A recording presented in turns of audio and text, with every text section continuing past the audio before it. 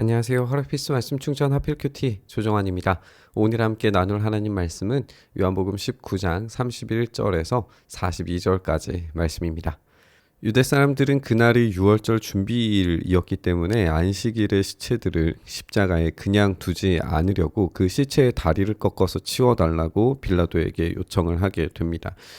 우리가 아는 것처럼 나무에 달린 자들은 하루가 지나도록 세워둬서는 안 돼요. 왜냐하면 하나님께 저주를 받은 것이고 이 저주 받은 이 시신을 그대로 두면은 이제 안 되게 율법이 정해져 있습니다. 그렇기 때문에 시체의 다리를 꺾어서 치워달라고 요구하는데 십자가에 달린 죄수들은 길게는 뭐 일주일씩도 이제 살아 있었다는 이야기들을 이제 보고는 하거든요. 왜냐면 이 다리를 때렸을 때에 벌어지는 현상이 뭐냐면 다리가 꺾여서 도무지 이제 올라갈 힘이 없게 되면은 숨을 쉬지 못해서 질식하게 됩니다. 그것으로 빠른 죽음에 이르도록 만드는 거예요. 가장 고통스럽게 죽게 만드는 거죠. 한마디로 말하면. 그렇게 빌라도에게 요청을 해요. 그 안식일은 큰 날이었다라고 그렇게 이야기를 하고 있습니다. 그래서 병사들이 가서 먼저 예수와 함께 십자가에 달린 한 사람의 다리와 또 다른 한 사람의 다리를 꺾었어요. 이들이 아직 살아 있었다는 말이고 이들의 다리를 꺾음으로써 이제 빠르게 질식을 시켜서 죽이려고 했다라는 거예요.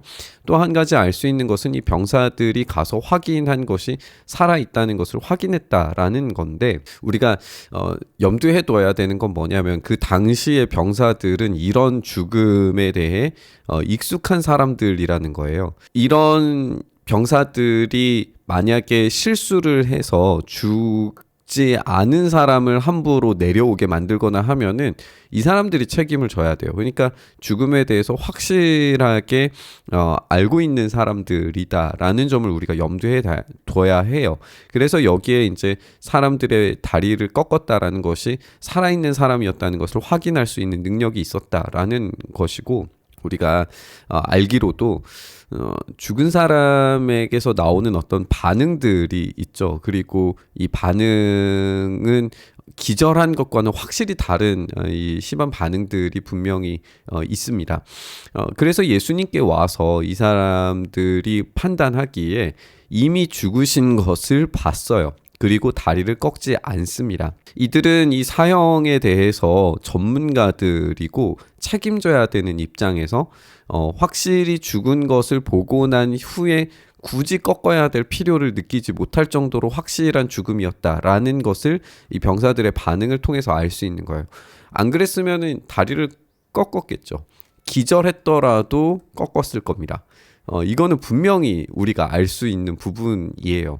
그래서 예수님께서는 분명히 확실히 죽으셨다라는 것을 병사들의 반응을 통해서도 알 수가 있는 겁니다. 그럼에도 불구하고 병사들 가운데 하나가 창으로 그 옆구리를 찌르게 돼요. 이제 확실한 죽음의 반응을 확인했음에도 불구하고 더 안전한 장치들을 만드는 거죠. 한마디로 말하면 곧 피와 물이 흘러나왔다라고 이렇게 이야기하는데 카스는 법의학적인 견해를 소개하면서 창이 심장을 찔러서 심낭에 액체와 피가 섞여서 나왔거나 아니면 심한 외상으로 말미암아서 흉강에 이 폐 등에 이제 혈청들이 분리된 상태로 놓여지게 되고 그런 출혈성 액체가 창에 찔리면서 쏟아져 나온 것이라고 그렇게 설명을 합니다.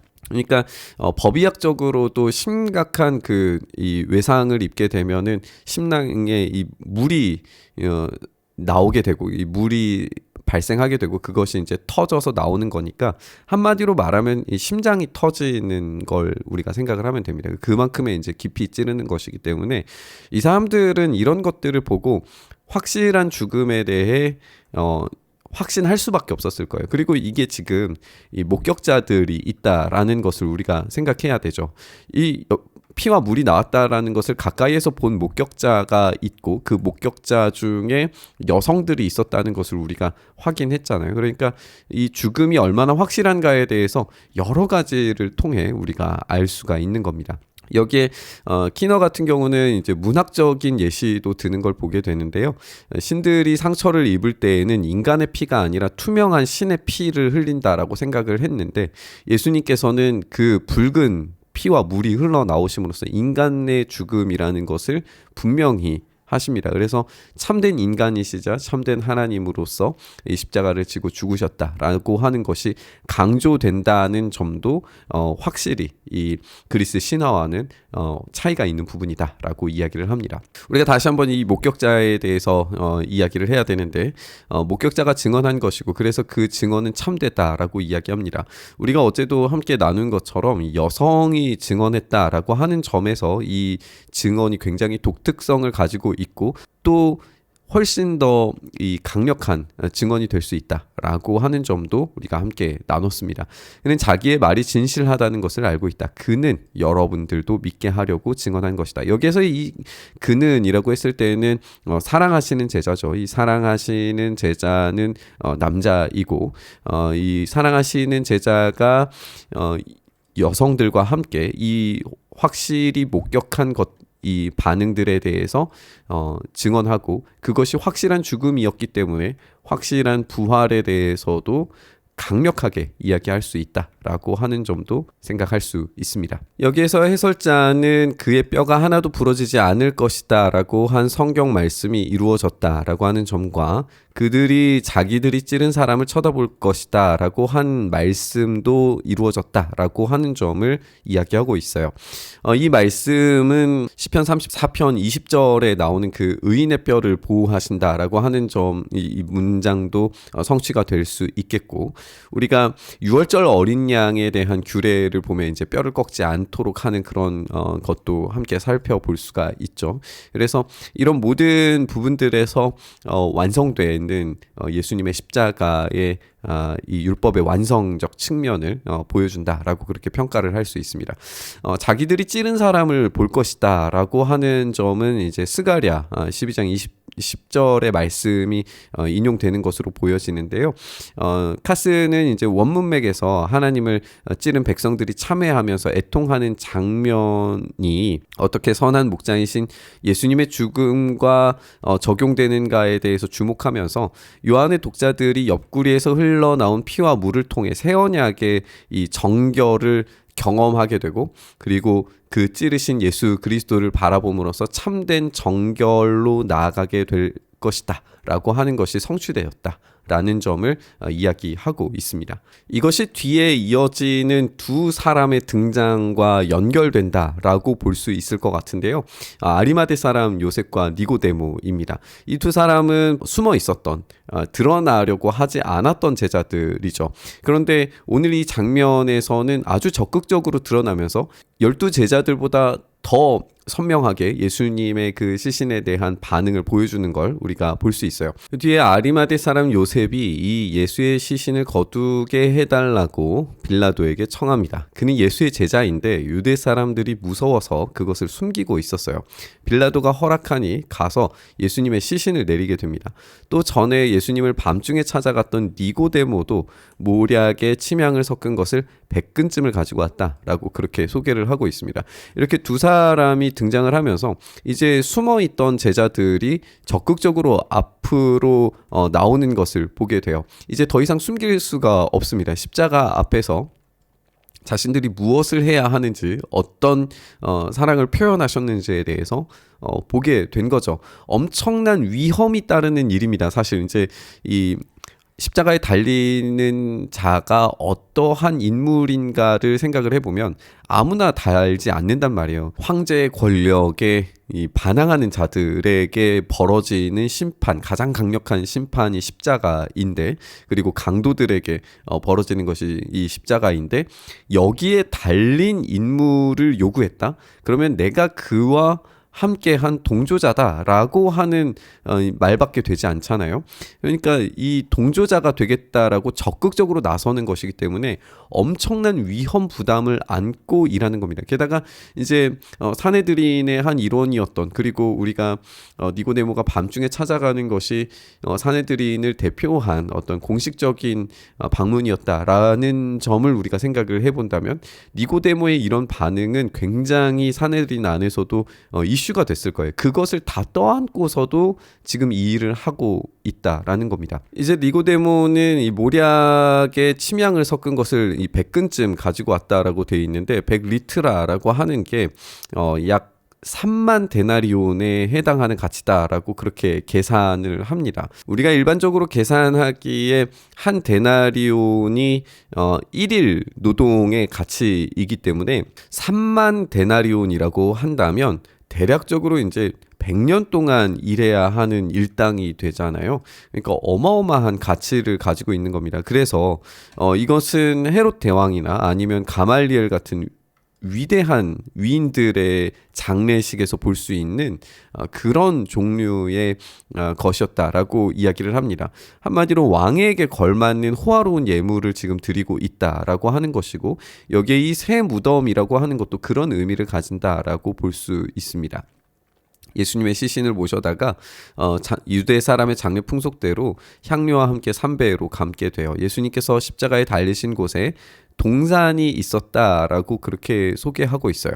이 동산에는 아직 사람을 장사한 일이 없는 새 무덤이 하나 있었다라고 이야기합니다. 왜 새 무덤인가 생각해 보면, 만약에 그곳에 이전에 묻힌 사람이 있었다면 부활하셨을 때에 그럼 다른 시신들은 어디 갔느냐, 다 치우고 뭐 했느냐, 막 한 엄청난 논란들이 생겼겠죠. 그런데 새 무덤이기 때문에 아무도 없어요. 그냥 오직 예수님밖에 없는 무덤이에요. 그렇기 때문에 이 부활을 증명하는 데에도 새 무덤이라고 하는 것은 굉장히 큰 의미를 가지고 있다라고 볼 수 있습니다. 증명의 차원에서. 근데 우리가 좀 문학적으로 또 상상력을 더해서 생각을 해보면, 지금 오늘 이 본문에서 동산이 어떤 동산인지에 대한 이름이 등장하지 않잖아요. 무명의 동산이에요. 이름이 없는 동산인데, 지금 예수님께서는 그 동산에서 잡히시고 그 동산에 있는 무덤에 장사 되시는 것으로 이해가 돼요. 그리고 그 동산이라고 하는 곳이 결국에는 어디를 떠올리고 상상하게 만드냐면, 하나님께서 추방하신 에덴이라고 하는 동산을 우리가 생각을 해 보게 되는 거죠. 그러니까 인간으로서는 도무지 들어갈 수 없는, 불칼로 말미암아 지켜지고 있는, 그 안으로 들어가면 죽게 되는 그 동산으로 우리 주님께서 죽음을 들고 들어가시죠. 하지만 이제 이 동산에 대한 모든 방어력은 무력화되는 겁니다. 예수님께서 부활하심으로 말미암아 이제 새로운 에덴에 대한 문이 활짝 열리게 된 거죠. 그곳으로 들어가서 하나님과의 친밀한 교제가 이루어지는 그 새로운 에덴을 경험할 수 있는 능력이 예수님의 이 일들을 통하여서 벌어지게 되는 거예요.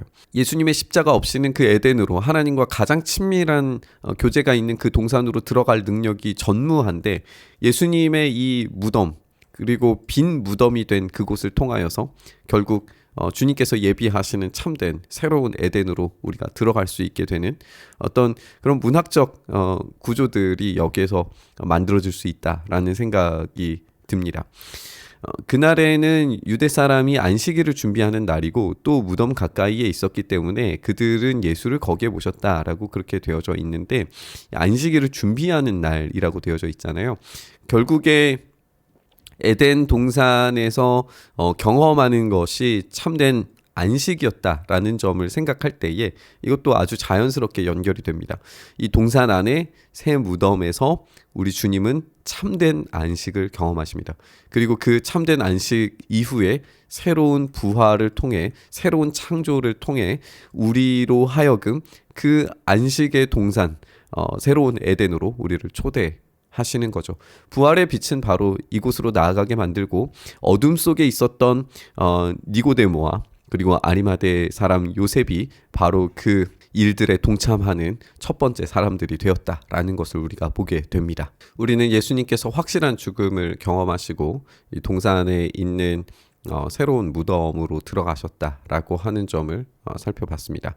또 그곳에서 참된 깊은 안식을 경험하셨다라고 하는 것을 우리가 함께 살펴봤어요. 그래서 요한의 이야기는 슬픔으로 끝나는 것이 아니라 점점 빛을 향하여 나아가고 새로운 에덴을 기대하게 만들고 하나님께서 모든 것을 새롭게 만드실 일들로 나아가게끔 우리를 인도해 주고 있습니다. 십자가는 그 자체로는 비참하고 비극적인 일이지만 그것을 통하여서 완성하신 그 결과물을 바라볼 때에 이 과정은 꼭 필요한 아픔이었습니다. 그 꼭 필요한 아픔이 바로 우리를 위한 것이고 우리가 그 새로운 에덴과 새로운 창조로 나아갈 수 있는 유일한 방법이었다라는 점을 우리가 묵상할 때에 주님의 이 일이 얼마나 놀랍고 또 놀라운 일인지 생각해 봅니다. 십자가 위에 계신 주님을 우리가 바라보면서 그리고 무덤으로 들어가시는 우리 주님을 바라보면서 우리의 것을 아낌없이 드릴 때 우리 주님께서 새로운 동산으로 이야기로 우리의 삶을 초대하실 줄 믿습니다. 그 놀라운 은혜를 다시 한번 묵상하고 또 기억하면서 우리 기도의 자리로 나아가시죠. 주님, 우리가 주님의 그 크신 은혜 앞에 엎드립니다. 주님의 놀라우신 사랑과 은혜 앞에서 주님께서 그 십자가를 지시고 모든 것을 바꾸시는 그 무덤에 들어가시는 그 장면을 우리가 묵상하면서 우리의 삶 또한 완전히 변하게 되는 그 시점이 십자가로부터 시작된다는 사실을 굳게 붙들며 오늘 그 안에서 다시 새롭게 태어남을 경험할 수 있게 하여 주시옵소서. 그렇게 우리의 삶에 놀라운 은혜의 동산을 허락하여 주시기를 간절히 바라고 소망하며 우리 주님 예수님 이름으로 기도드리옵나이다. 아멘.